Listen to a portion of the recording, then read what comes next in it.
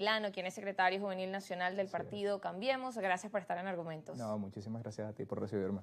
Bien, y precisamente para hablar desde esa perspectiva, desde los jóvenes, es interesante. Veíamos en el segmento anterior a un joven también, 33 años, diputado de la Asamblea Nacional, pues postulando su nombre como candidato a la gobernación del estado de La Guaira. Son rostros nuevos, rostros jóvenes que se están postulando.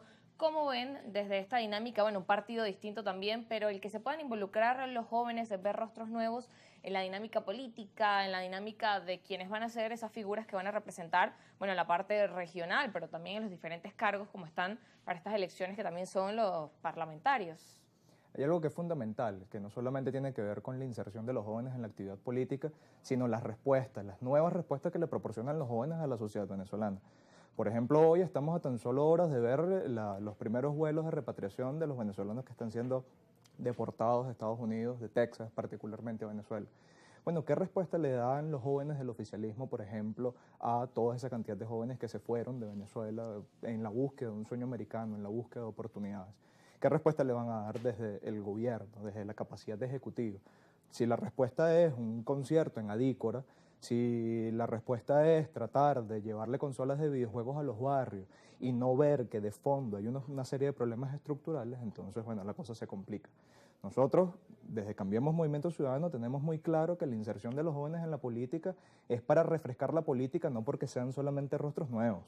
Es porque tienen que traer a la mesa, traer al debate, dar la discusión con nuevos argumentos y precisamente espacios como estos me parecen sumamente valiosos para eso. Mira, tienes por ejemplo, ok, ¿cómo hacemos con esos jóvenes migrantes que están volviendo si el mercado laboral venezolano no tiene hoy la capacidad de absorber a los que estamos aquí? Claro, que incluso uno de los retos para quienes están próximos a graduarse.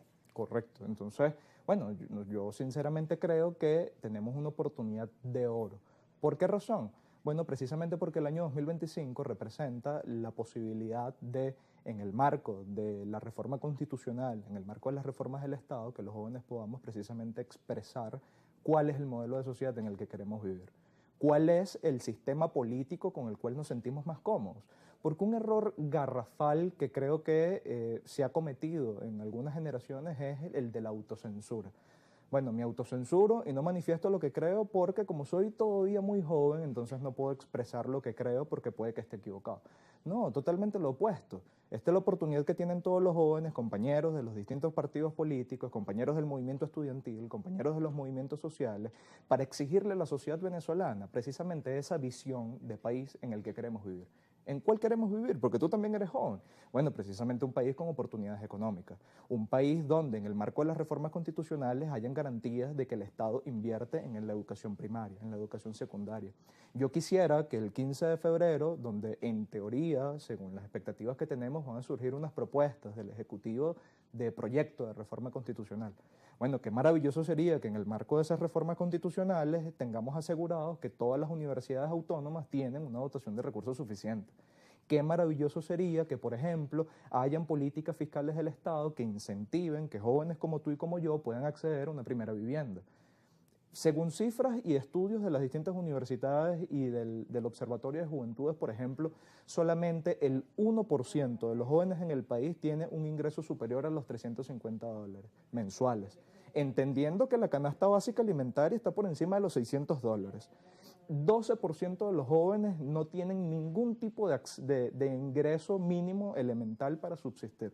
Entonces, ¿cómo construimos país así? ¿Cómo construimos consensos de esa manera? Claro, la mayoría de los jóvenes pues ven una oportunidad más irse que realmente construir país desde aquí, desde Venezuela. Claro, precisamente, y por eso es la necesidad que tenemos los jóvenes opositores de no solamente colocar nuestro rostro, sino colocar nuestras ideas a disposición de la construcción de un pacto nacional que nos garantice a todos los venezolanos, independientemente de su posición ideológica, independientemente de su posición política, un conjunto de medidas a corto, a mediano y a largo plazo que nos den estabilidad, que nos den gobernabilidad y que generen alternabilidad en el poder.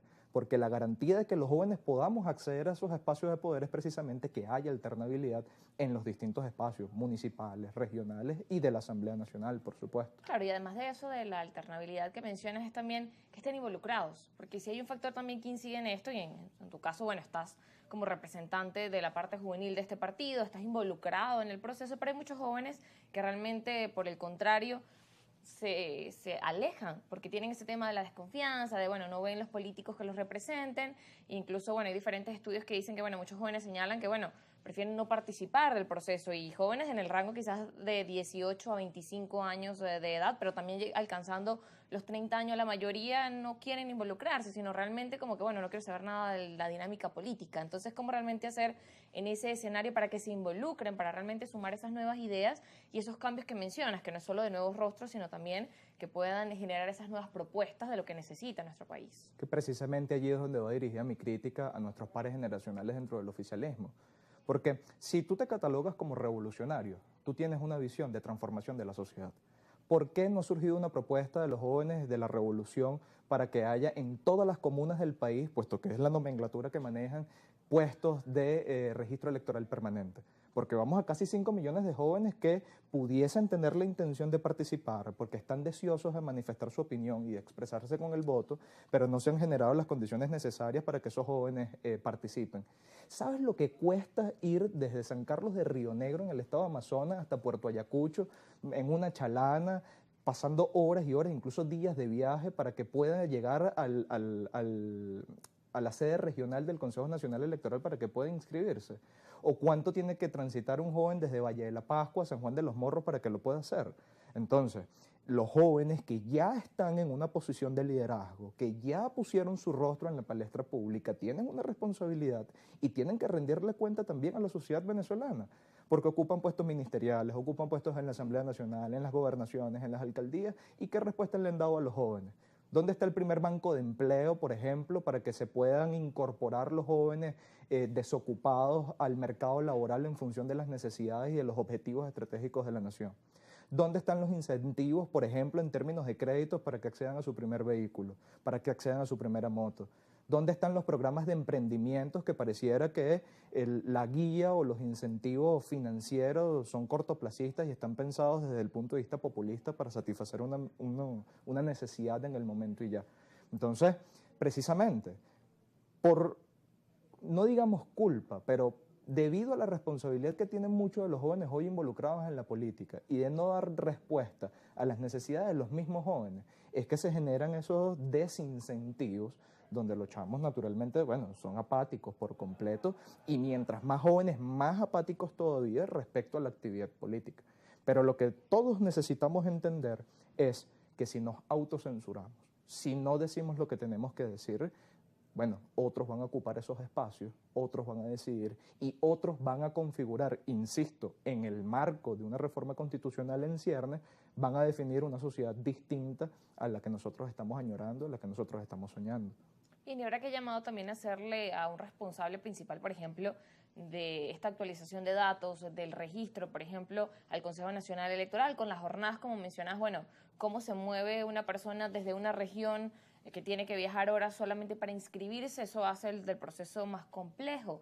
Ese llamado que hay que hacer porque, bueno, realmente las jornadas han disminuido conforme pasan los años, incluso, bueno, el registro que desde 2015 habían jornadas de 8 meses y ahora las jornadas son 30 días y 300 puntos de inscripción, cuando antes quizás los puntos eran 1.500. Entonces hay una reducción allí en cuanto a las cifras, y en ese caso también, bueno, es parte de los líderes jóvenes, parte de los dirigentes políticos hacer los llamados, pero también hay un ente competente de realmente organizar esas jornadas, de realmente encargarse de incentivar a esa población a poder participar. Yo creo que habrá que revisar, porque el problema pareciera que es estructural. No tiene nada que ver con la gestión actual del Consejo Nacional Electoral ni con la pasada, sino que a lo largo del tiempo hay deficiencias estructurales, capaz en términos logísticos, capaz en términos de financiamiento, para que hayan esos registros masivos. Entonces, bueno, es responsabilidad de la institución, por ejemplo, la actualización tecnológica, que no necesariamente deban acudir los jóvenes a las oficinas regionales, sino que de forma remota se pueda realizar.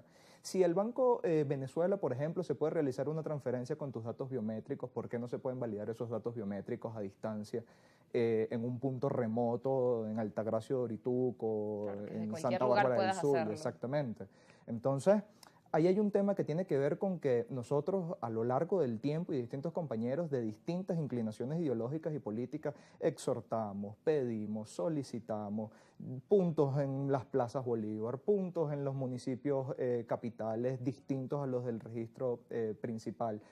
Y nos damos cuenta de que no hay una respuesta Capaz porque la institución misma no tiene la capacidad logística para hacerlo, pero entonces allí también está la responsabilidad del Estado venezolano de dotar al Consejo Nacional Electoral de los recursos suficientes, de todo el entramado de infraestructura, logística, tecnología, ciberseguridad y demás, para que todos esos jóvenes se registren.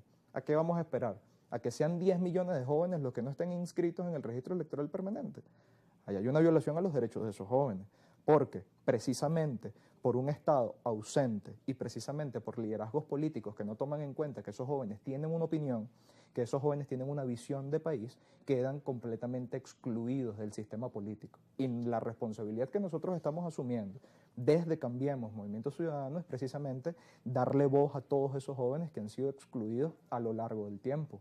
Claro, y hay que evaluar también en este momento donde hay un año con diferentes elecciones, ya las primeras están, pues ya está fijada la fecha, quedan otras por llevarse a cabo, faltaría que, bueno, avancen estas para conocer las diferentes fechas, pero ¿cómo realmente solventar entonces esta dinámica en este año electoral que al menos es necesario que, bueno, los jóvenes que no se han inscrito puedan inscribirse y quienes quizás, bueno, se hayan mudado o tengan que actualizar sus datos, porque en las jornadas pasadas para las elecciones presidenciales quizás la cifra de jóvenes que realmente se inscribieron en comparación a los que faltan fue muy baja.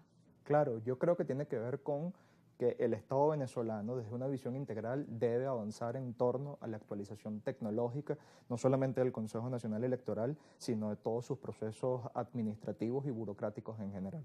Es decir, si nosotros tenemos ya la capacidad tecnológica de corroborar tus datos en bancos públicos, de corroborar tus datos biométricos con tu celular inteligente, con tu teléfono inteligente, si existen aplicaciones para manejar a distancia tus cuentas bancarias, entonces también existe la tecnología adecuada para que esos mismos datos biométricos, de forma segura, de forma transparente, cumpliendo con la normativa existente, se puedan registrar y puedan participar en los distintos procesos electorales. Incluso puede haber cruces de bases de datos para que hayan preinscripciones, es decir, que todos aquellos jóvenes que para el momento de un proceso electoral determinado tengan la edad, digamos que establecida en la ley, el Consejo Nacional Electoral con los servicios de identificación nacional puedan realizar una preinscripción y que faciliten. Es decir, no pueden haber trabas que generen resistencia porque ya suficiente apatía hay en los jóvenes en torno a participar.